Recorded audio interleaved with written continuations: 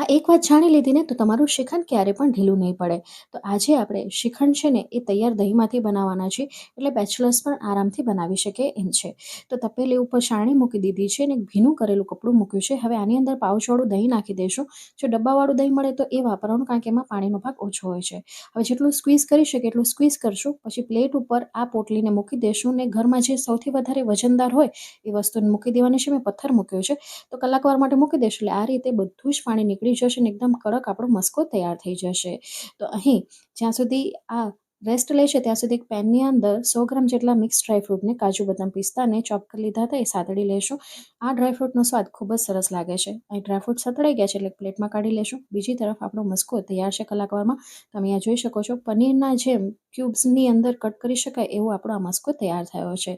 જો આ રીતનો મસ્કો તૈયાર થાય ને તેમાંથી શ્રીખંડ ક્યારે પણ ઢીલું ના પડે. હવે આને એક ચાળણીમાં કાઢી લેશું. સ્વાદ અનુસાર ખાંડનો પાવડર નાખીશું અને એને ચાળી લેશું, એટલે એકદમ ક્રીમી ટેક્સચર એને મળશે.